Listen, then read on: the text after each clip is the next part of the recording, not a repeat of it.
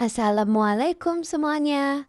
Kali ini kita akan belajar tentang Asmaul Husna. Yang kita pelajari kali ini yaitu Ar-Rahman, Ar-Rahim, dan Al-Ghaffar.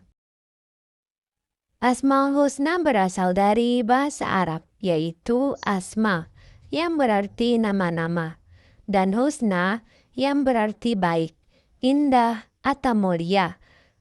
Dengan demikian, Asmaul Husna adalah nama-nama Allah Subhanahu wa Ta'ala yang indah dan mulia, yang menggambarkan sifat-sifat kesempurnaannya. Asmaul Husna berjumlah 99 nama, yang masing-masing memiliki makna dan menunjukkan keagungannya, kekuasaan, kasih sayang, kebijaksanaan, serta sifat-sifat sempurna Allah Subhanahu wa Ta'ala. Sebagai umat Islam yang mengenal dan memahami Asmaul Husna dapat membantu meningkatkan keimanan, ketakwaan, dan rasa cinta kepada Allah Subhanahu wa Ta'ala. Setiap nama dalam Asmaul Husna mengandung pelajaran yang dapat diterapkan dalam kehidupan sehari-hari. Misalnya, Allah memiliki sifat Ar-Rahman, Maha Pengasih, dan Ar-Rahim, Maha Penyayang, sehingga manusia dianjurkan untuk bersikap kasih sayang terhadap sesama.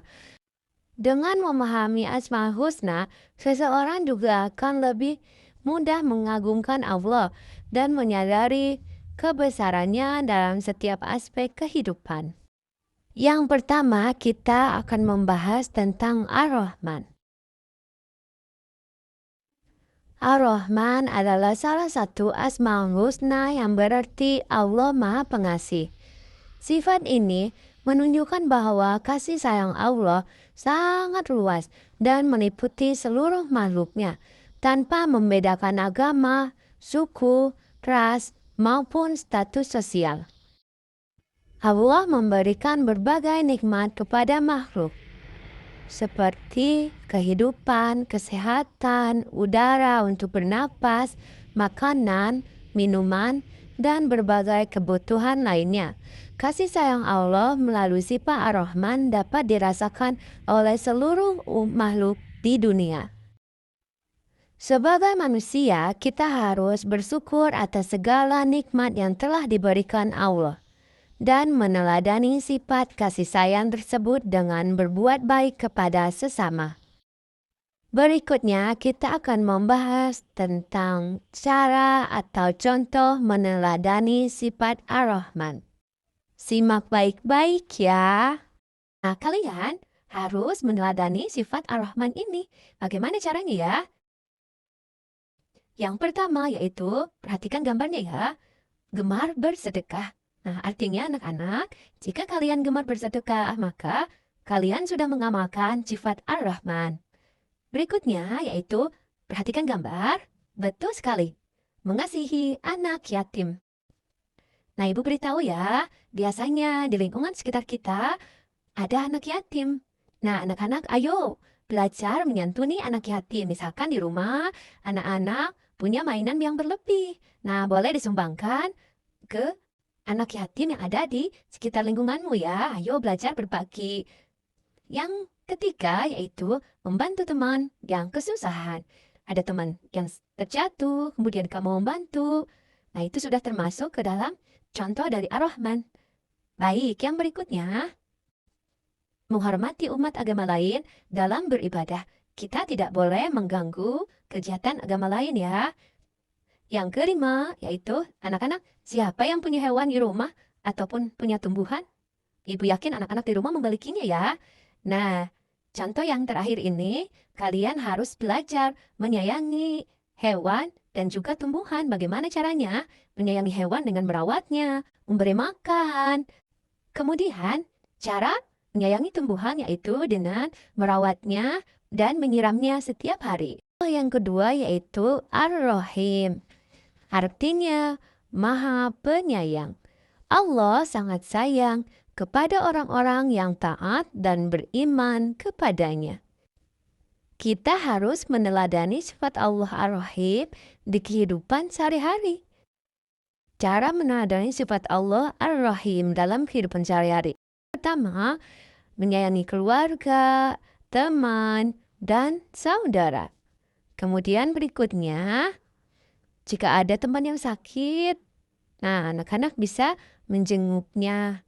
Kemudian, yang ketiga contohnya yaitu menghibur teman yang sedang bersedih.